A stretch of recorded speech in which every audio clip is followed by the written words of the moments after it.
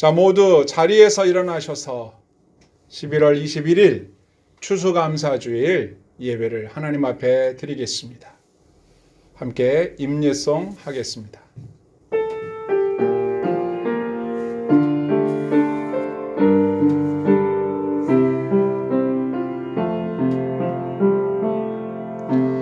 나는 하나님을 예배하는 예배자입니다. 내가 서 있는 곳 어디서나 하나님을 예배합니다. 내 영혼 거룩한 은혜를 향하여 내 마음 완전한 하나님 향하여 이곳에서 바로 이 시간 하나님을 예배합니다. 여호와께 감사하라. 그는 선하시며 그 인자하심이 영원함이로다. 할렐루야. 우리의 감사와 찬양을 받으시기에 합당하신 주 하나님, 지난날 저희에게 베풀어 주신 은혜와 사랑에 감사드립니다. 오늘은 특별히 한 해의 추수를 감사드리며 1년 동안 지나온 우리의 삶에 대한 깊은 감사의 고백을 담아 드리는 추수감사 주일 예배를 드리게 되었습니다. 간구하오니 이 예배 가운데 성령으로 임재하시어 기쁨으로 예배하는 모든 성도들에게 은혜와 복을 내려 주시옵소서. 성령으로 임재하여 주시옵소서. 저희를 만나 주시옵소서. 저희들의 이 예배가 하나님을 기쁘시게 하는 감사의 예배가 될 수 있도록 축복하여 주시옵소서. 우리 구주 예수님의 이름으로 간절히 기도하옵나이다. 아멘. 나는 전능하신 아버지 하나님 천지의 창조주를 믿습니다. 나는 그의 유일하신 아들 우리 주 예수 그리스도를 믿습니다. 그는 성령으로 잉태되어 동정녀 마리아에게서 나시고 본디오 빌라도에게 고난을 받아 십자가에 못 박혀 죽으시고 장사된 지 사흘 만에 죽은 자 가운데서 다시 살아나셨으며 하늘에 오르시어 전능하신 아버지 하나님 우편에 앉아 계시다가 거기로부터 살아있는 자와 죽은 자를 심판하러 오십니다. 나는 성령을 믿으며 거룩한 공교회와 성도의 교제와 죄를 용서받는 것과 몸의 부활과 영생을 믿습니다. 아멘. 모두 자리에 앉으셔서 찬송가 310장을 함께 부르겠습니다.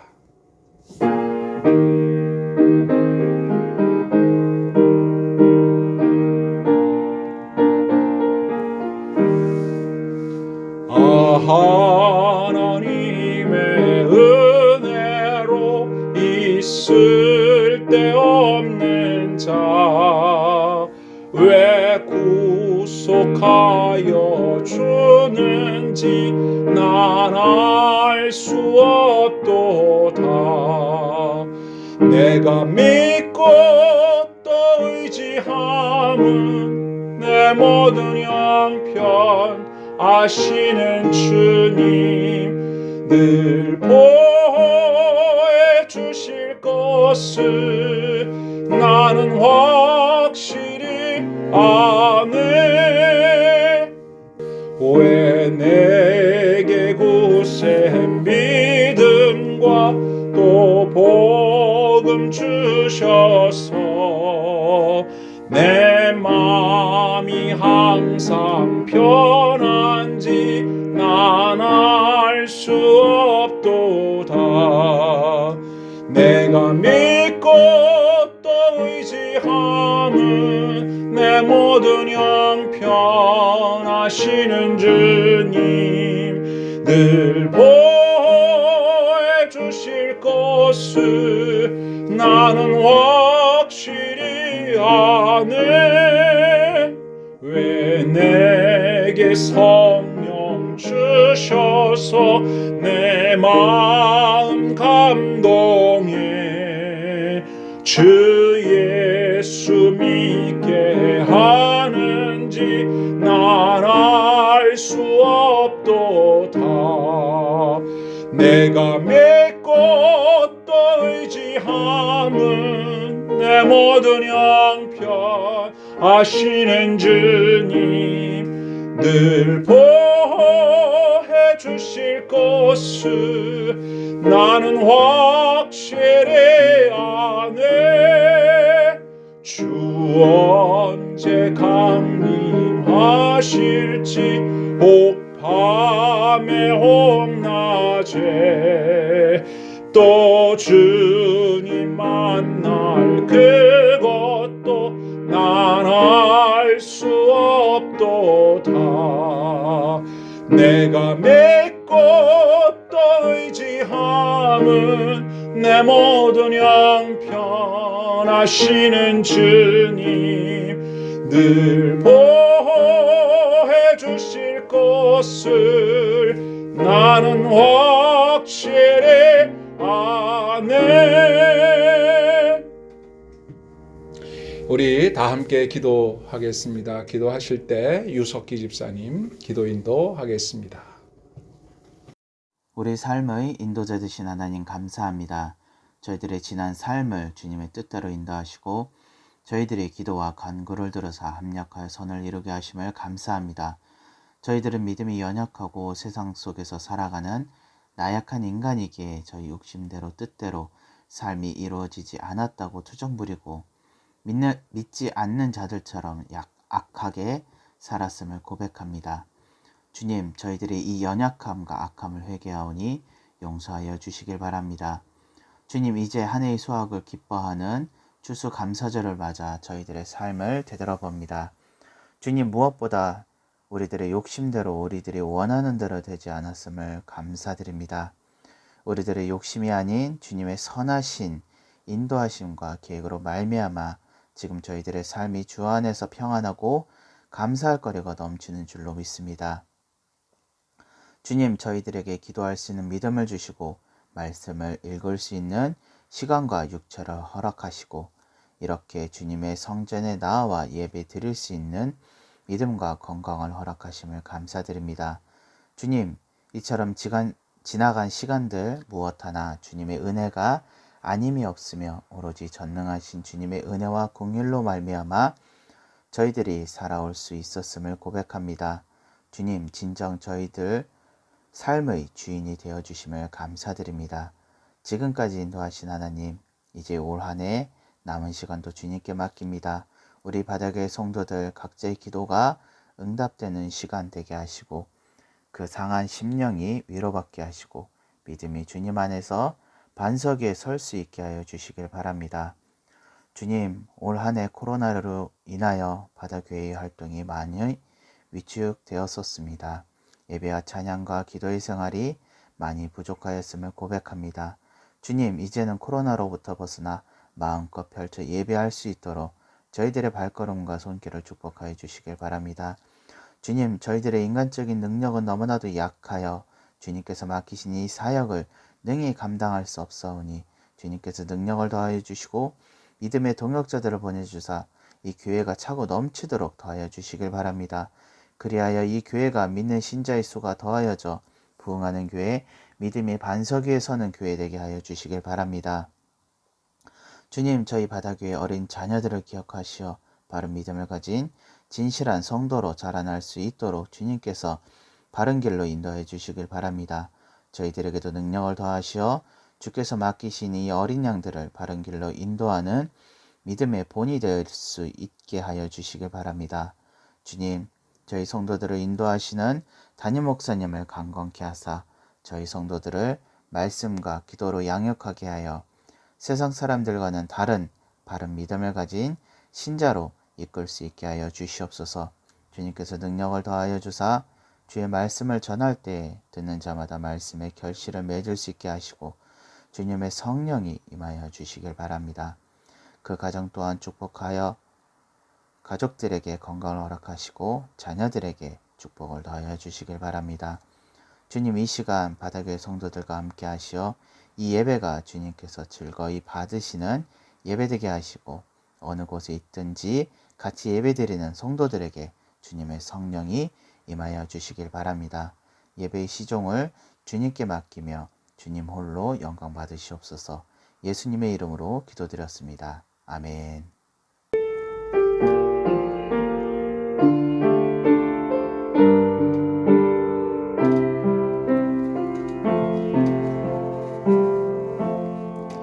하늘에 계신 우리 아버지, 아버지의 이름을 거룩하게 하시며 아버지의 나라가 오게 하시며 아버지의 뜻이 하늘에서와 같이 땅에서도 이루어지게 하소서. 오늘 우리에게 일용할 양식을 주시고 우리가 우리에게 잘못한 사람을 용서하여 준 것 같이 우리 죄를 용서하여 주시고 우리를 시험에 빠지지 않게 하시고 악에서 구하소서. 나라와 권능과 영광이 영원히 아버지의 것입니다. 아멘. 오늘 우리에게 주시는 하나님의 말씀을 함께 봉독하겠습니다. 하나님 말씀은 신약성경 데살로니가 전서 5장 18절 한 절 말씀이 되겠습니다. 범사에 감사하라. 이것이 그리스도 예수 안에서 너희를 향하신 하나님의 뜻이니라. 아멘. 함께 봉독한 오늘 본문의 말씀을 보면 오늘 바로 지금 우리를 향한 하나님의 뜻이 무엇인지 분명하게 말씀하고 있습니다. 저와 여러분을 향한 하나님의 뜻은 바로 범사에 감사하라는 것입니다. 하나님의 뜻에 순종하는 성도라면 범사에 감사해야 합니다. 그럼 범사는 무엇일까요? 예전에 제가 고등학교 다닐 때 한 1학년 때쯤으로 기억하는데 제가 다니는 교회의 어떤 할머니 집사님이 이 범사가 무엇인지에 대한 해석을 저희들한테 말씀하신 적이 있는데 참 인상 깊어서 소개할까 합니다. 그 할머니 집사님은 범사가 뭔지 아냐? 범사는 호랑이 사, 죽을 사. 범사에 감사하라는 말은 호랑이한테 물려 죽어도 감사하라. 이런 뜻이야. 이렇게 말씀하셨어요. 여러분 맞습니까? 안 맞습니까? 호랑이 범자라는 거죠. 범자가. 예. 진실은 무엇일까요? 성경 본문에 범사로 번역된 범사. 이 범사는 엔판티라고 되어 있습니다. 팬티가 아니고 판티입니다. 엔판티. 판티 아내라는 말이에요. 엔은 인이라는 말이고 뭐뭐 아내. 판티는 모든 상황, 모든 형편을 말해요. 그러니까 범사라고 하는 말은 모든 상황, 모든 형편을 의미합니다. 그래서 영어 성경에서는 in all circumstance 이렇게 번역을 하고 있어요. 그러니까 무슨 일이든 모든 상황이든 어떤 형편이든 그것이 범사입니다. 범사에 감사하라는 말씀을 붙이면 어떻게 될까요? 어떤 형편에서든지 다 감사하라. 무슨 일이든지 감사하라. 무슨 일이 일어나도 감사하라. 좋은 일 감사하라. 안 좋은 일 감사하라. 사소한 일 감사하라. 큰 일 감사하라. 충격적인 일 감사하라. 시시한 일 감사하라. 모든 일에 감사하지 않고 그냥 지나쳐 가는 일이 없게 하라. 이런 뜻입니다. 그러면 범사에 감사하라 라고 하는 이 말씀을 제가 고등학교 때 우리 교회 할머니 집사님이 호랑이한테 물려 죽어도 감사하라. 맞아요? 틀려요? 네, 맞습니다. 호랑이한테 물려가도 정신만 바짝 차리면 산다. 그런 속담도 있는데 범사에 감사하라. 호랑이한테 물려가더라도 감사하고 호랑이한테 혹 물려 죽더라도 감사하라. 이런 말씀도 그 안에 포함된다고 할 수 있겠습니다. 예. 그럼 감사하라는 말은 무슨 의미입니까? 뭘 하라는 걸까요? 이것도 역시 본문의 헬라어를 보면 유카리스테오라고 되어 있습니다. 이 뜻은 그냥 감사하라, 감사하다 이런 뜻인데요. 영어 성경에서는 give thanks, be thankful, to be grateful, feel thankful 이렇게 번역을 해놓고 있어요. 그 의미를 직역해 보면 이래요. 고마운 마음을 전한다. 고마운 느낌이 가득 차다. 고마운 느낌적인 느낌이다. 뭐 이런 내용입니다. 그러니까 감사라는 말은 막연하게 고맙네, 감사하네 이런 생각이나 고맙습니다 라고 하는 말이나 고마운 느낌이나 이런 것으로 끝나지 않고 고마운 감정, 고마운 그 마음이 가득 차 있는 거예요. 그래서 그것이 흘러 넘치는 겁니다.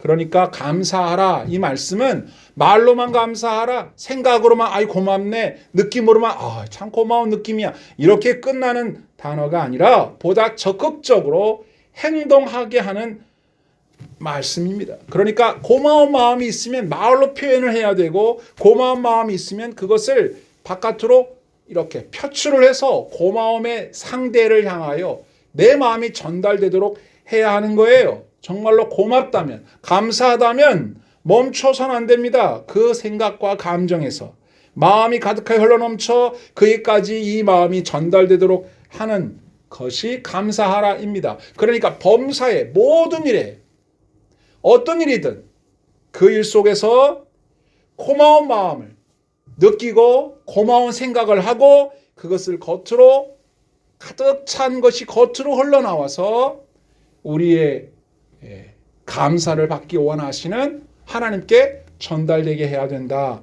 이런 의미입니다.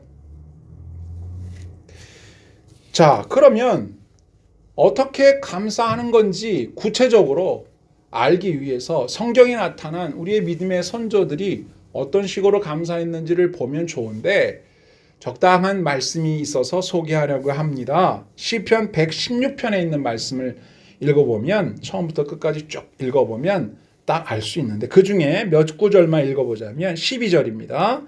내게 주신 모든 은혜를 내가 여호와께 무엇으로 보답할까? 내가 구원의 잔을 들고 여호와의 이름을 부르며 여호와의 모든 백성 앞에서 나는 나의 소원을 여호와께 갚으리로다. 아멘. 자, 여기서 세 가지를 뽑아낼 수가 있는데 하나는 감사는 무엇인가? 감사는 내가 받은 은혜에 대해 보답하는 것이 감사입니다.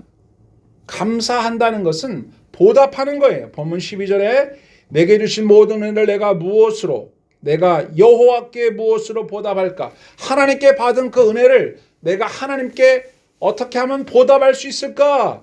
이것이 감사하는 겁니다. 그 생각으로만 끝나면 안 되겠죠. 하나님께 어떻게든지 이 고마운 마음이 전달되도록 보답할 길을 찾는 것입니다. 그게 감사하라는 거예요. 두 번째는 감사는 받은 은혜가 무엇인지 분명히 알고 그냥 무조건 감사합니다. 그런 건 안 돼요. 뭐가 감사한지를 알아야죠. 그리고 그 은혜에 대하여 예배로 표현하는 겁니다. 하나님 앞에 나와서 그분께 예배와 찬양을 통하여 얼마나 감사한지, 뭐 때문에 감사한지 하나님 앞에 예배 드리는 것을 감사한다라고 합니다. 특별히 본문 13절과 17절을 보면 내가 구원의 잔을 들고 여호와의 이름을 부르며 내가 주께 감사제를 드리고 여호와의 이름을 부르리이다. 하나님의 이름을 부르며 찬양하면서 감사하고 구원의 잔을 들고 하나님께 감사하며 감사의 제사를 드리면서 하나님께 감사하라는 겁니다. 무엇에 대한 감사입니까? 구원의 은혜에 대한 감사입니다. 그 구원의 은총을 노래하리 저 천군과 천사 함께 구원의 은총을 노래하는 것 이것이 감사드리는 것입니다. 그리고 감사의 예배를 드리며 하나님 앞에 감사한 마음을 담아서 제물을 바치는 것 이것이 감사입니다. 감사는 누구에게 하는 겁니까? 물론 사람에게도 감사할 일이 있죠. 그러나 궁극적으로 하나님께 감사드리는 것입니다. 참된 감사는 하나님께 드리는 신앙 고백입니다. 그래서 하나님을 믿고 그분의 은혜를 아는 사람만 할 수 있는 게 감사예요. 특별한 일입니다. 감사의 크기가 믿음의 크기입니다. 믿음이라는 나무에서 감사의 열매가 주렁주렁 열리는 거예요. 감사의 열매는 믿음이 아닌 곳엔 열리지 않습니다. 시편 50편 23절 감사로 제사를 드리는 자가 나를 영화롭게 하나니 그의 행위를 옳게 하는 자에게 내가 하나님의 구원을 보이리라. 아멘. 감사로 제사를 드리는 사람이 하나님을 영화롭게 하는 사람임을 믿습니다. 오늘도 저와 여러분이 이렇게 감사의 예배를 드리고 있지 않습니까? 이 모든 행위가 하나님을 영화롭게 하는 의로운 행위가 되는 줄로 믿습니다. 감사는 구원받을 만한 믿음의 열매를 드리는 것이라고 했는데 구원에 대한 나의 감격, 구원해 주신 그 은혜에 대한 감격, 그 감사의 예배를 드리는 자에게 구원을 보여주시는 하나님의 은혜가 나타나는 것이라고 했습니다. 누가복음 17장 11절 이하의 말씀에 보면 이 말씀을 그대로 나타난 한 가지 예가 등장하는데요. 예수님께서 예루살렘으로 가시는 길에 사마리아와 갈릴리 사이를 지나가시게 됐어요. 그런데 거기서 나병에 들린 환자 10사람을 만납니다. 이 10명의 나병 환자가 예수님을 발견하고 소리를 지릅니다. 예수 선생님, 우리를 불쌍히 여겨 주시옵소서. 우리를 고쳐달라, 그런 말이죠. 예수님께서 그들에게 말씀하셨습니다. 제사장에게 가서 너희의 몸을 보여라. 왜 제사장 얘기하라고 합니까? 그 당시에는 제사장이 의사의 역할도 했습니다. 그래서 이 사람의 몸에 난 이 피부에 울긋불긋한 게 나병인지 아닌지 판명도 했고, 이 사람이 나병이 걸렸으니 격리시키시오, 이런 선언도 할 수 있었고, 이 사람의 나병이 나았으니 가정으로 돌아가도 좋소, 이것도 제사장이 판결을 내릴 수 있는 권한이 있었기 때문에 예수님께서는 이들에게 자신들의 나병이 치료되었다는 것을 확인시켜 주시기 위해서 가서 제사장에게 너희들의 몸을 보여라, 그러신 거거든요. 이 10명의 나병 환자가 제사장에게로 찾아가다가 가는 길에 자신의 몸에 있는 나병이 나았다는 것을 깨닫게 됩니다. 아니, 보면 알잖아요. 나병이 나았는지 딱 벌써. 그러니까 야, 너무 고마운 일이네, 너무 감사한 일이네, 너무 좋다, 이렇게 다 기뻐했겠죠. 그런데 문제는 그 중에 단 한 사람, 사마리아 사람만이 다시 가던 길을 돌이켜 예수님께로 돌아와서 예수님의 발 앞에 엎드려 예배하며 예수님 감사합니다, 나의 병을 고쳐주셔서 감사합니다, 이렇게 고백했다는 거예요. 그런데 나머지 9은 돌아오지 않았어요. 감사하지 않았다, 이 말입니다. 그러니까 이 감사와 구원이 어떤 관련이 있는가? 이 다음 절에 나와요. 성경의 17절 읽어보면 예수께서 대답하여 이르시되 10사람이 다 깨끗함을 받지 아니하였느냐? 그 9은 어디 있느냐? 이방인 외에는 하나님께 영광을 돌리러 돌아온 자가 없느냐 하시고 그에게 이르시되 일어나 가라, 내 믿음이 너를 구원하였느니라 하시더라. 아멘. 자, 나병이 고침을 받았죠. 감사드렸죠. 하나님이 영광을 돌리죠. 그 다음에 뭐가 따라와요? 구원이 따라오는 것입니다. 감사는 믿음 있는 사람이 할 수 있는 것이고, 감사는 하나님의 영광을 나타내는 감사는 하나님 영광을 나타내는 제사가 되고, 감사는 구원을 일으키는 놀라운 역사가 일어나는 믿음의 열매라는 증거가 되는 것입니다. 자, 세 번째, 감사는 무엇인가? 감사는 어떻게 하는 것인가? 은혜 주신 하나님께 서원을 공개적으로 갚는 것이다. 자, 시편 116편 14절로 돌아와서 여호와의 모든 백성 앞에서 나의 서원을 갚으리로다. 18절, 내가 여호와께 서원한 것을 그의 모든 백성이 보는 앞에서 내가 지키리로다. 19절, 예루살렘아 내 한가운데에서 곧 여호와의 성전 뜰에서 지키리로다. 할렐루야. 아멘. 자, 여기 세 구절에 다 나와 있죠. 모든 백성 앞에서, 모든 백성이 보는 앞에서 여호와의 성전 뜰 한가운데에서 하나님께 약속한 서원을 지키겠다. 이렇게 고백하고 있잖아요. 이게 감사드리는 거예요. 여러분, 서원이 무엇입니까? 하나님께 약속하는 겁니다. 하나님 내게 이런 은혜를 베풀어 주시면 내가 이렇게 하겠습니다. 하나님 내 기도에 응답하시면 이렇게 내가 하겠습니다. 하고 하나님께 약속드리는 것을 지키는 거예요. 그게 소원을 갚는다는 뜻입니다.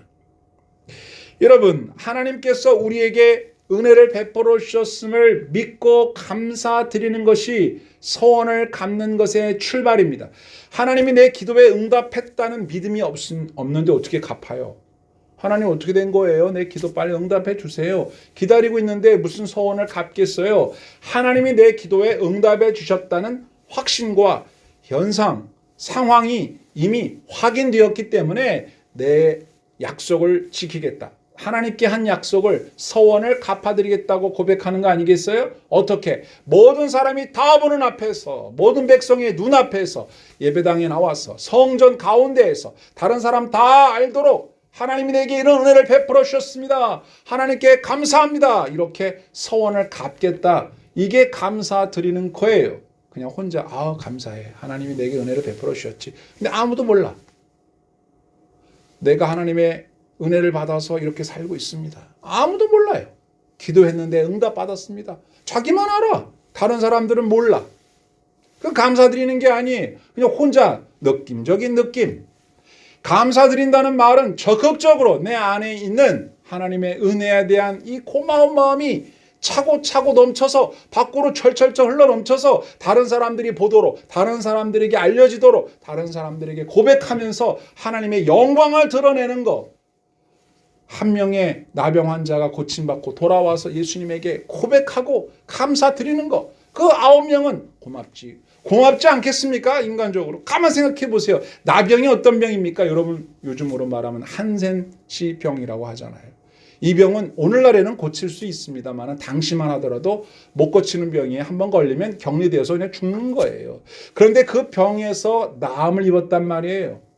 안 감사하겠어요? 사람이라면. 고마워했겠죠. 감사했겠죠. 그런데 말 안 해. 돌아와서 예수님 앞에 고맙다는 말 한마디 안 하고 어디로 갔는지 몰라요. 성경에서 그게 끝이에요. 근데 이 한 사람은 돌아왔고 예수님 뭐라고 하십니까? 내 믿음이 너를 구원하였다. 구원에 이르게 되는 것입니다. 성경에 보면 서원을 하나님 앞에 갚은 믿음의 조상들이 참 많이 나와요. 그 중에 대표적인 사람이 바로 사무엘의 어머니 한나입니다. 한나는 하나님의 성전에 나와서 아들을 주시면 이 아들을 하나님께 바치겠습니다. 기도했던 사람인데 마침내 하나님께서 한나의 태를 열어 아들을 선물로 주셨는데 이 아들을 하나님께 제사장으로 드리지 않았겠습니까? 사무엘상 1장 7절에 이 아이를 위하여 내가 기도하였더니 내가 구하여 기도한 바를 여호와께서 내게 허락하신지라. 그러므로 나도 그를 여호와께 드리되 그의 평생을 여호와께 드리나이다 하고 그가 거기서 여호와께 경배하니라. 아멘. 서원을 공개적으로 갚는 거예요.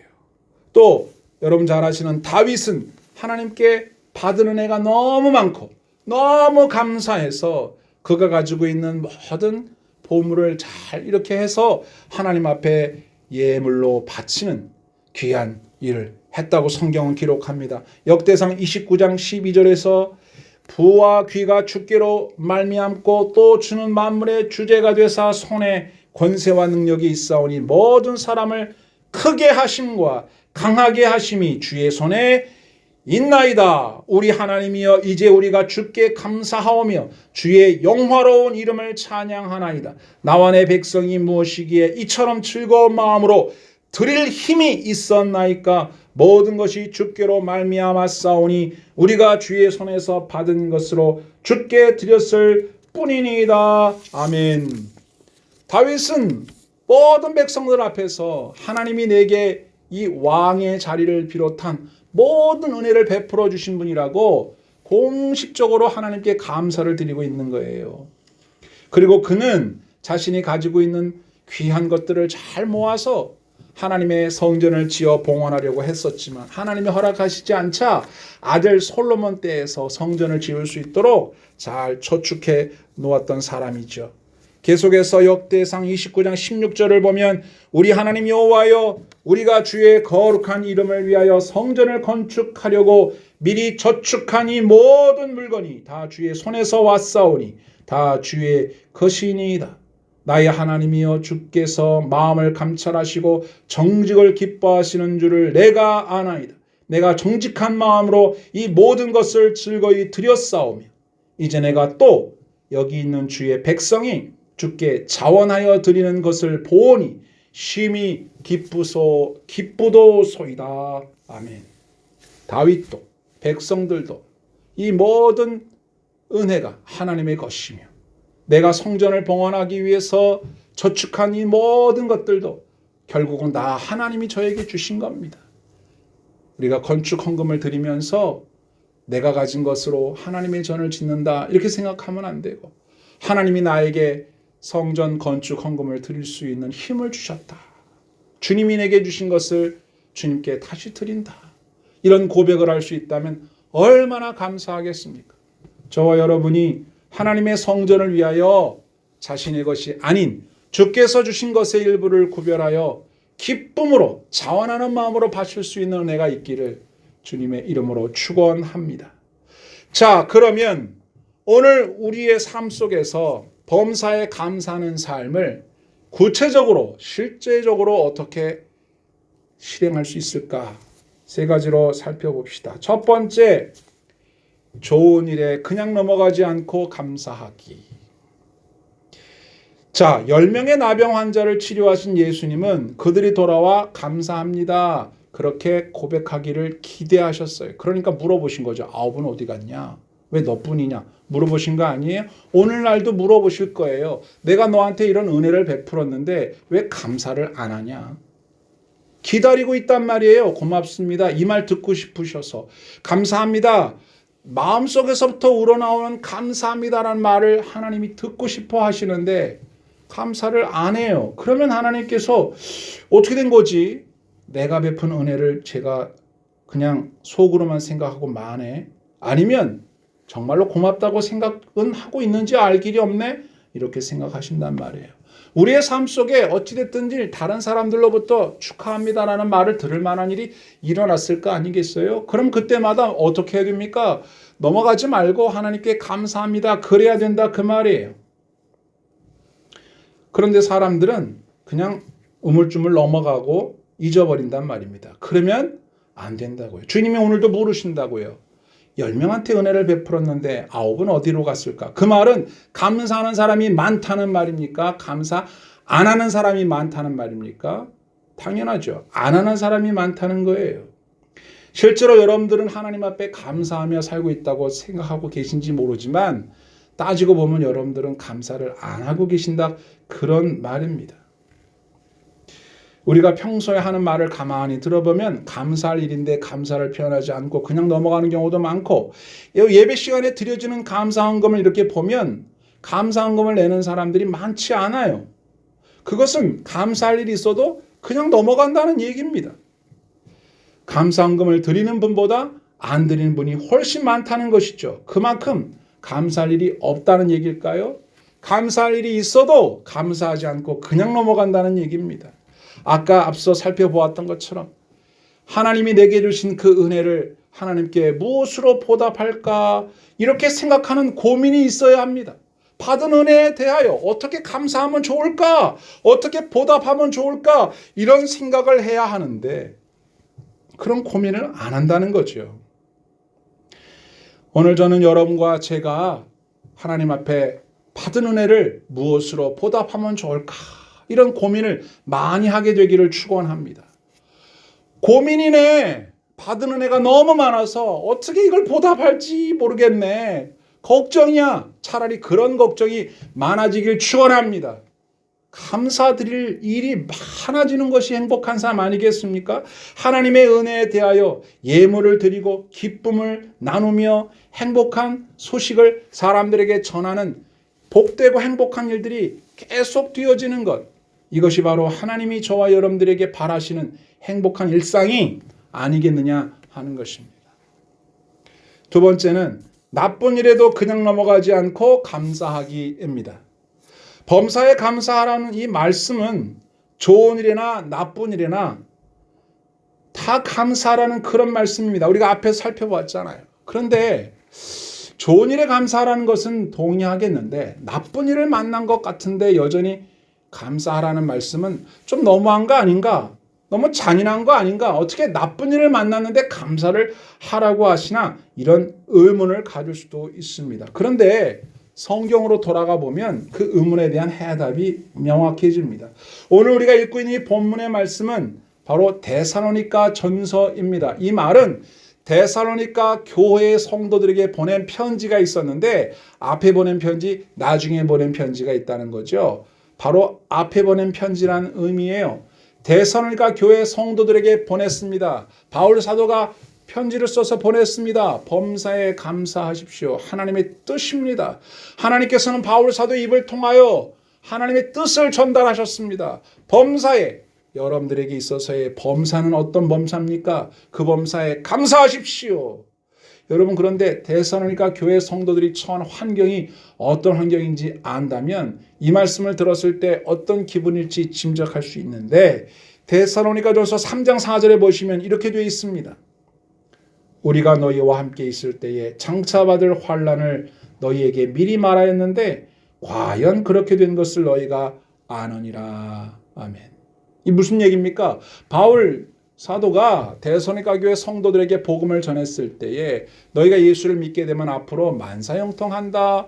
괴로운 일도 없고 슬픈 일도 없고 고난도 없고 그저 꽃길만 걷게 될 것이다. 그렇게 얘기하지 않았어요. 여러분이 예수님을 믿게 되고 복음을 받아들이게 되어서 하나님을 섬기는 하나님의 자녀가 되면 장차 환난을 받을 수도 있습니다. 그렇게 예견하고 예언하였는데 그런 일이 실제로 닥쳤구나. 그런 말입니다. 교회가 박해를 받게 됐다 그 말입니다. 예수 믿는다는 이유로 손해보고 억울한 일 만나고 심지어 감옥에 갇히게 되는 환난, 핍박을 받게 된 거예요. 바로 그런 데살로니가 교회 성도들을 향하여 하나님은 바울 사도를 통해서 뭐라고 말씀하신다? 내 뜻을 전한다. 내 뜻은 너희가 범사에 감사하는 것이다. 여러분 이 말씀을 들었을 때 데살로니가 성도들은 어떻게 생각했겠습니까? 하나님 감사합니다. 내게 닥친 고난도 환난도 감사합니다. 이렇게 고백했을까요? 아니면 뭐가 이래 고난 환난 중에 무슨 감사가 나와 이렇게 하나님의 뜻을 배로 튕겨버렸을까요? 그야말로 호랑이에게 물려가는 상황, 호랑이에게 물려주는 상황이 되었는데 어떻게 순종할 수 있었을까요? 없었을까요? 대답은 결론 부분에서 말씀드리겠습니다. 세 번째, 오늘의 삶에서 구체적으로 감사하기. 당연하게 여길 만한 일도 그냥 넘어가지 않고 감사하기입니다. 우리가 현재 누리고 있는 모든 것은 다 하나님의 은혜입니다. 공기, 햇빛, 물, 바람, 이 모든 것들 당연하게 여기시죠. 그런데 하나님의 은혜입니다. 오늘 여러분이 이렇게 예배드리러 나오게 된 것도 하나님의 은혜고 우리가 밥을 먹는 것도 하나님의 은혜고 편안한 마음으로 잠을 잘 수 있는 것도 하나님의 은혜고 우리가 평상시에 늘 하던 일이라 너무 당연하게 여기고 있는 일들이 있다면 그 일이 여전히 하나님이 나를 사랑하셔서 내게 베푸시는 은혜라고 하는 것을 믿고 감사해야 한다라고 하는 것입니다. 내가 받은 것, 내가 누리고 있는 것, 내가 가지고 있는 모든 소유는 다 하나님께로부터 왔습니다. 하나님께로부터 오지 않은 것이 없습니다. 사실 하나님께 우리는 빚지고 살고 있는 거예요. 그런데 좋은 일을 만나도 감사하지 않고 나쁜 일을 만나면 당연히 감사하지 않고 평범한 일, 아무 일도 일어나지 않는 일상 속에서는 당연하니까 감사하지 않고 살고 있다면 하나님의 뜻을 순종하지 않는 것입니다. 과거에 비해서 오늘날의 사람들은 과거에 비해 덜 감사하는 것 같아요. 과학이 발달하면서 사람들이 공부하여 똑똑해지면서 이게 내가 한 거지 그게 무슨 은혜야.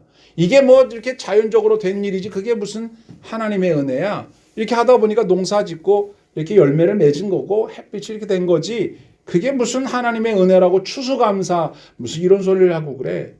사람들은 다 자신의 노력으로 저절로 이런 것이 되었다고 하나님의 은혜를 인정하지 않고 있습니다. 이것은 똑똑해진 걸까요? 아닙니다. 교만해진 것입니다. 하나님의 은혜를 믿지 아니하는 불신앙입니다. 하나님의 뜻을 자신의 삶 속에 실천하지 않는 불순종입니다. 불신앙입니다. 범사에 하나님께 감사라는 것은 그가 믿음이 있느냐 이렇게 묻는 것과도 같습니다. 내가 살고 있는 범사가 하나님의 은혜로 이어지고 있다고 믿고 있느냐? 아멘이냐? 그럼 감사하고 노멘이냐? 그럼 감사가 안 되는 거예요.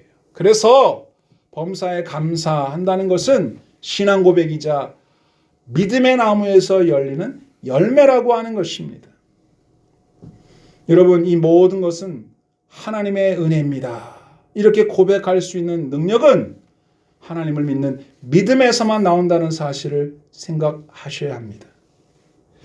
구약시대에 하나님의 은혜를 망각하고 하나님이 베풀어 주신 은혜들을 자기의 힘으로 했다고 생각해서 하나님을 화나게 했던 일들이 많이 있었죠. 오늘날은 안 그럴까요? 특히나 자신들의 힘으로 살았다고 하면서 하나님께 마땅히 드려야 할 감사를 드리지 않고 자신들의 힘으로 살았다고 오만방자했던 사람들을 향하여 하나님께서는 선지자를 보내서 그들에게 책망하시기를 너희들은 나의 것을 도둑질하였다. 이렇게 말씀하신 적이 있습니다. 말라기 3장 8절에 보면 사람이 어찌 하나님의 것을 도둑질하겠느냐. 그러나 너희는 나의 것을 도둑질하고도 말하기를 우리가 어떻게 주의 것을 도둑질하였나이까 하는도다. 우리가 언제 하나님 것 도둑질했습니까? 이렇게 되묻는단 말이에요. 성경에 뭐라고 말씀하십니까? 이는 곧 11조와 봉헌물이라. 너희 곧 온 나라가 나의 것을 도둑질하였으므로 너희가 저주를 받았느니라. 자, 11조와 봉헌물이 뭡니까? 나의 삶에 하나님이 은혜를 베푸셨기 때문에 그 은혜에 감사하여 10분의 1을 구별하여 하나님의 것으로 드립니다. 이게 11조잖아요. 근데 11조를 드리지 않는다는 건 어떻게 생각한다는 거예요? 이건 다 내 거다. 내가 수고해서 벌었다. 이렇게 생각한다는 거죠. 봉헌물은 하나님께로부터 모든 것이 왔으므로 하나님께 드립니다 라고 하는 것인데 드리지 않는다는 것은 무엇을 의미합니까? 하나님께 돌아가야 할 것을 자기가 갖는 것이니까 결국 도둑질이라고 그런 거죠. 선지자가 그렇게 생각한다는 게 아니라 하나님이 그렇게 생각하신다고 선지자를 통하여 책망하며 말씀하셨다는 겁니다. 이 시간도 마찬가지예요. 여기는 제가 목사인 제가 말씀드리는 게 아니라 성경을 통하여 하나님이 말씀하고 계시는 겁니다. 하나님의 것을 도둑질하였으면서도 내가 언제 그랬냐고 이렇게 하나님 앞에 우기고 있는 것이 감사하지 않는 삶이라고 하는 것입니다.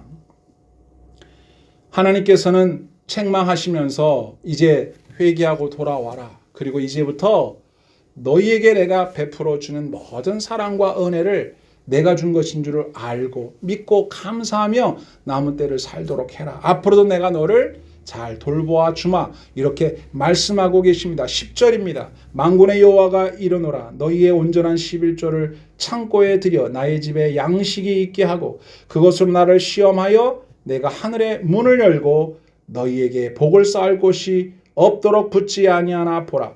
만군의 여호와가 이르노라. 내가 너희를 위하여 메뚜기를 금하여 너희 토지 소산을 먹어 없애지 못하게 하며 너희 밭에 포도나무 열매가 기한 전에 떨어지지 않게 하리니 너희 땅이 아름다워짐으로 모든 이방인들이 너희를 복되다 하리라. 만군의 여호와의 말이니라. 아멘. 믿음의 눈으로 볼 때 우리의 머리부터 발끝까지 다 하나님의 은혜입니다. 범사가 감사해야 할 제목들이라고 하는 거예요. 그런데 그렇게 안 한다는 건 교만한 것이고 하나님의 은혜가 아니라 내 권리요, 내 능력이라고 말하고 사는 것입니다. 지금까지 지내온 모든 것들이 주님의 은혜입니다 라고 고백하는 것이 감사하는 성도의 고백이라는 겁니다. 이렇게 살지 않았다면 오늘 보면 우리에게 말씀하신 대로 회개해야 합니다. 돌이키셔야 돼요. 계속 그렇게 살면 안 됩니다. 범사에 감사하라. 권유가 아니에요. 명령입니다. 명령이라고 하는 것은 명령한 사람이 순종한 사람의 삶을 책임지는 거예요. 권유형은 따라 하시겠습니까? 감사하시겠습니까? 감사하는 걸 선택하면 그 선택한 사람이 책임지는 거고, 선택하지 않아도 선택하지 않은 사람이 책임지는 거지만, 감사하라 라고 명령했을 때 순종한다면 그 사람을 명령한 하나님이 책임지는 거예요. 불순종한다면 그 사람의 삶은 명령한 분이 책임지지 않는 거죠. 범사에 감사하라는 권유가 아니라 명령이라고 하는 것을 생각하시고, 믿음의 크기가 곧 감사의 크기이며 감사의 크기가 신앙 고백의 크기라고 하는 것을 생각하셔서 순종하고 말씀대로 감사하며 살겠다고 결단하시고, 그리고 감사하며 살도록 매일매일 연습하겠다고 주님 앞에 결단하시는 저와 여러분 되시기 바랍니다. 이게 순종입니다. 하나님께서 우리에게 범사에 감사하라고 말씀하시는 이유는 결국 우리 자신에게 하나님의 거룩한 뜻을 실현하고자 하심입니다. 앞서 말씀드린 대답을 이제 해야죠. 왜 예수 믿는다는 이유로 환난과 핍박을 받고 있는 데살로니가 교회 성도들을 향하여 범사에 이 핍박받는 환경 속에서도 감사하라고 말씀하고 명령하고 있는 것일까요? 무엇을 기대하는 걸까요? 그것이 하나님 뜻이라고 그랬잖아요. 고난당하는 삶 속에서도 감사하는 것이 하나님의 뜻이라는 것은 그 고난을 통하여, 그 환난을 통하여 이들에게 주시고자 하시는 하나님의 은혜가 있기 때문이에요. 하나님의 뜻은 무엇입니까? 데살로니가전서 4장 3절에 보면 하나님의 뜻은 이것이니 너희의 거룩함이라. 하나님은 데살로니가 교회 성도들이 거룩해지기를 바라셨어요. 7절에 하나님이 우리를 부르심은 부정하게 하심이 아니요 거룩하게 하심이니. 하나님의 뜻은 성도들의 성화, 거룩함에 있었습니다. 항상 기뻐하고 쉬지 말고 기도하고 범사에 감사하는 것은 바로 성도들로 하여금 거룩하게 되어지기를 원하시는 하나님의 뜻을 가장 효과적으로 실천할 수 있는 길이기 때문에 그래요. 그런데 성경이 잘 보세요. 이는 그리스도 예수 안에서 너희를 향한 하나님의 뜻이다. 하나님의 뜻이긴 한데 무슨 이 뜻이 이루어질 수 있는 어떠한 열쇠가 있느냐? 성경에 써 있습니다. 바로 그리스도 안에서 범사에 감사할 수 있는 능력은 그리스도 안에 있을 때 가능한 것이고, 그리스도 안에서 범사에 감사할 때 그는 거룩한 백성이 되어져 가게 되는 것입니다. 신자들이 성화로운 하나님의 거룩한 백성이 되어가도록 하는 데에 닥친 어려움과 환난 속에서도 여전히 감사할 때 그들은 거룩한 주의 백성이 되는 거예요. 그들은 주님이 다시 오시는 재림의 날을 열망하고 있었습니다. 너무 고난이 있고 환난이 있으니까 우리 주님 속히 재림하시면 주님께서 이 모든 고통을 다 풀어주실 것이고 우리의 억울함을 다 해결해 주실 거라고 하는 분명한 재림신앙을 갖고 있었어요. 데살로니가 교회 성도들의 마음속에 재림신앙이 있었기 때문에 모든 것을 끝내시는 심판주이신 예수님에 대한 믿음이 확고했기 때문에 그들은 그런 상황 속에서도 범사에 감사하라 명령하셨을 때에 아멘 하고 순종할 수 있었던 겁니다. 자, 증거를 몇 가지 대드립니다. 데살로니가전서 1장 9절에 너희가 어떻게 우상을 버리고 하나님께 돌아와 살아계시고 참되신 하나님을 섬기는지, 또 죽은 자들 가운데서 다시 살리신 그의 아들이 하늘로부터 강림하실 것을 너희가 어떻게 기다리는지를 말하니 이는 장래의 노하심에서 우리를 건지시는 예수시니라. 아멘. 천국의 소망을 가진 성도들이기 때문에 환난과 핍박 속에서도 신앙을 지켰고 감사할 수 있었다는 것이죠. 우리의 삶 속에 고난이 닥치면 원망 불평이 쏟아집니다. 감사는 사라집니다. 좋은 일이 있고 내가 원하는 대로 뜻하는 대로 일이 잘 풀리면 감사합니다. 뭐 예물 드려 감사합니다. 그 정도 할 수 있습니다. 그러나 고난을 당했을 때, 어려움을 당했을 때, 이제는 다 끝났구나, 모든 게 다 끝이구나 라고 하는 극심한 고난을 당했을 때에도 여전히 범사에 감사하라, 이 말씀이 나에게 주시는 말씀이 될 수 있겠는가 하는 것입니다. 앞서 말씀드린 대로 호랑이한테 물려가 죽는다 할지라도 난 주님을 찬양합니다, 이렇게 말할 수 있는 참 신앙을 우리 주님은 오늘 이 시간에 찾고 계신다고 하는 것입니다. 하나님이 우리에게 기대하시는 것, 거룩한 하나님의 백성답게 성숙해 가는 것, 그 과정 속에 비록 고난이 닥쳐와서 우리의 삶을 흔들어 놓는다 할지라도 주님을 찬송하면서 할렐루야, 찬송하며 주님의 부르심을 향하여 나아갈 수 있는 성도들이 되는 것, 그것이 범사에 감사하라 말씀하시는 하나님의 뜻입니다. 그러므로 우리는 주님께서 우리의 삶에 고난을 허락하실 때에 주님 나를 연단하고 계시는 것을 알고 있습니다. 저는 포기하지 않겠습니다. 주님도 포기하지 말아주세요. 끝까지 하나님의 뜻을 내 삶에서 이루어 주시옵소서. 조개가 아름으로 피워낸 꽃이 진주라고 한다면 성도들은 고난 가운데에서 아름으로, 고통을 견딤으로 성도다워지는 것입니다. 그래서 아름 플러스 다움을 아름다움이라고 말한다고 어떤 시인이 말하였습니다. 시편 119편 71절, 고난당한 것이 내게 유익이라, 이로 말미암아 내가 주의 율례를 배우게 되었나이다.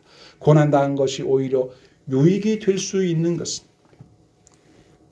내가 끝낼 수 없는 나의 인생, 하나님께서 끝이다, 그만이다, 이제 종쳤다, 그만해라 라고 하실 때까지는 끝난 게 아니기 때문에 우리가 포기하려고 할 때 주님이 끝나지 않았다고 했으니까 아직 끝나지 않았습니다. 끝까지 인내하는 믿음을 보여드릴 수 있는 것입니다. 하나님의 마음은 어떤 마음입니까? 예레미야 29장 11절에 너희를 향한 나의 생각을 내가 하나니 평안이요 재앙이 아니라 너희에게 미래와 희망을 주는 것이니라. 주님은 우리에게 희망과 미래를 주기 원하십니다. 우리가 온 마음으로 주님을 찾을 때 우리는 고난 중에서도 하나님의 이름을 부르며 감사할 수 있는 것입니다. 오늘의 화가 변하여 복이 되고 오늘의 한숨이 변하여 내일의 노래가 되게 하시는 하나님을 믿는 믿음이 있다면 오늘 내가 당하는 삶의 역경 속에서도 주님 감사합니다, 범사에 감사합니다, 그렇게 고백할 수 있는 것입니다. 한번 생각해 보십시오. 여러분 정말 힘든 시간을 보내고 있다면 이런 생각을 해보시면 됩니다. 하나님, 나를 이렇게까지 아프게 하면서도, 나를 이렇게까지 고통스럽게 하면서까지 나를 통하여 이루고자 하시는 하나님 뜻이 도대체 뭡니까? 나를 이렇게 오랫동안 고통스럽게 하시면서라도 꼭 이루시려고 하는 하나님의 계획이 뭡니까? 저는 잘 모르겠지만 그 계획을 다 이루실 때까지 제가 포기하지 않고 끝까지 인내할 수 있게 도와주십시오. 나는 하나님을 믿습니다. 하나님을 신뢰합니다. 하박국 선지자처럼 무화과 나뭇잎이 마르고 포도나무 열매가 없고 외양간에 송아지가 없어도 구원의 하나님으로 인하여 기뻐하겠습니다. 내가 그렇게 할 수 있도록 은혜를 베풀어 주시옵소서. 그렇게 기도함으로 하나님의 마음에 큰 기쁨을 드릴 수 있는 진정한 감사자, 진정한 의미의 감사의 고백자가 다 될 수 있기를 주님의 이름으로 축원드립니다. 아멘.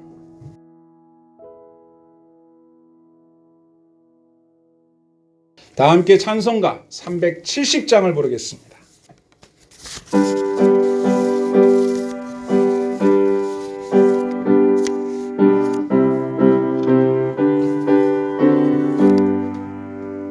주 안에 있는 나에게 딴 근심이 있으랴. 십자가 밑에 나가 내 짐을 풀었네. 주님을 찬송하면서 할렐루야 할렐루야. 내 앞길 멀고 험해도 나 주님만 따라가리. 그 두려움이 변하여 내 기도 되었고 전날의 한숨 변하여 내 노래 되었네. 주님을 찬송하면서 할렐루야 할렐루야. 내 앞길 멀고 험해도 나 주님만 따라가리. 내 주는 자비하셔서 늘 함께 계시고 내 궁핍함을 아시고 늘 채워주시네. 주님을 찬송하면서 할렐루야 할렐루야. 내 앞길 멀고 험해도 나 주님만 따라가리. 내 주와 맺은 언약은 영불변하시니 그 나라 가기까지는 늘 보호하시네. 주님을 찬송하면서 할렐루야 할렐루야. 내 앞길 멀고 험해도 나 주님만 따라가리. 오늘의 말씀을 마음속에 새기십시다. 하나님께서 우리에게 이 땅을 사는 날 동안에 기도라고 하는 놀라운 선물을 주셨습니다. 우리가 하나님 앞에 감사하며 기도할 때 우리의 마음에 평안을 주시겠다고 약속하셨습니다. 그러므로 아무것도 염려하지 말고 오직 모든 일에 기도와 간구로 너희 구할 것을 감사함으로 하나님께 아뢰라. 그리하면 모든 지각에 뛰어난 하나님의 평강이 그리스도 예수 안에서 너희의 마음과 생각을 지키시리라.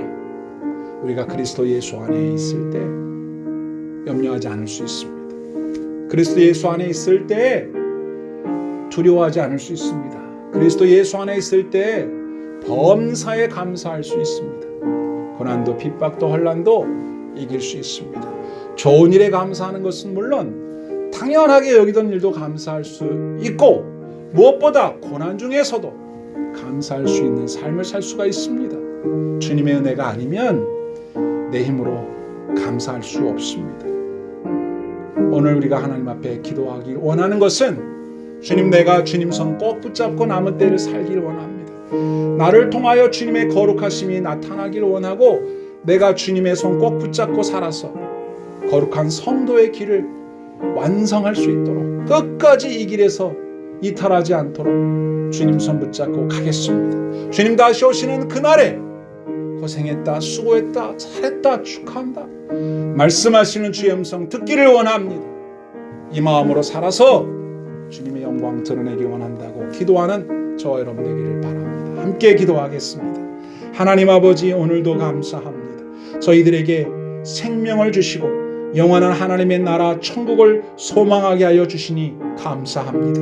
우리를 죄와 사망에서 구원하여 주셔서 거룩한 주의 백성 삼으시고 의로운 주님의 자녀의 길을 걸어가게 하시니 감사합니다. 저희들은 좁은 길을 걸어가면서 고난의 길을 걸어가면서 하나님이 나를 통하여 이루고자 하시는 거룩한 성도의 빛을 온전히 밝히며 드러내는 삶을 살아가기를 원하오니 주여 내 삶 속에 범사에 감사하는 일이 충분히 가능하도록 은혜 위에 은혜를 내려주시옵소서.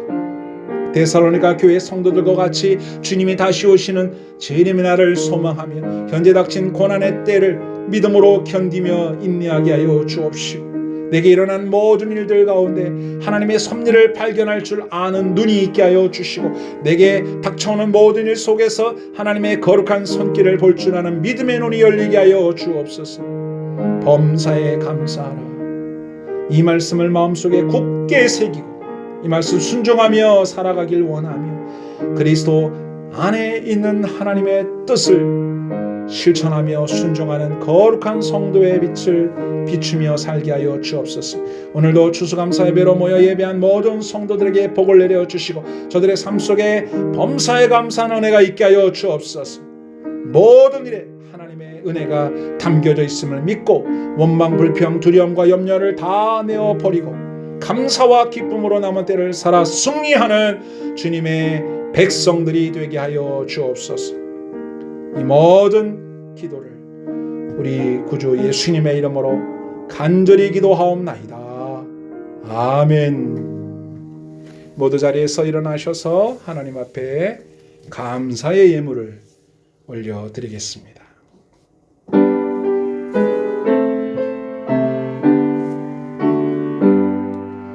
나의 보아 드리니 주여 받아 주셔서 하늘나라 위하여 주 뜻대로 쓰소서. 아멘. 사랑과 은혜가 풍성하신 하나님 아버지, 지난날 저희에게 베풀어 주신 놀라운 은혜에 감사하여 내게 주신 그 은혜를 무엇으로 보답할까 하는 고민과 생각 속에서 사랑과 믿음과 정성을 담아 이렇게 주님 앞에 추수 감사의 예물을 올려드립니다. 그리고 주일 예물, 그리고 11조와 각종 선교, 건축, 감사의 예물을 주님 앞에 올려드리며 사랑하는 어린 심령들이 주님 앞에 고사리 같은 손으로 예물을 이렇게 드려 올려드립니다. 주님 이 예물을 기쁘게 받아 주옵소서. 이 거룩한 예물을 기쁘게 받아 주셔서 예물 드린 성도들에게 한량없는 은혜와 복을 내리심으로 남은 때를 사는 날 동안에 주의 은혜를 잊지 아니하고 범사에 감사하여 하나님의 뜻을 이루어 드리는 순종의 자녀들이 되게 하여 주옵소서. 이 추수감사 예배를 위해서 이 모양 저 모양으로 수고한 성도들과 과일과 야채와 곡식을 드린 모든 성도들에게도 은혜와 복을 내려 주옵소서. 우리의 삶을 다스리시는 우리 구주 예수님의 이름으로 간절히 기도하옵나이다. 아멘. 주 예수 그리스도의 은혜와 하나님 아버지의 사랑과 성령 하나님의 감화 감동 역사 충만하시니 범사에 감사하여 하나님의 뜻을 이루기로 결단하고 일어선 살아가는 모든 성도들 머리머리 위에 이제와 영원히 항상 함께 하옵시기를 간절히 축원하옵나이다. 아멘.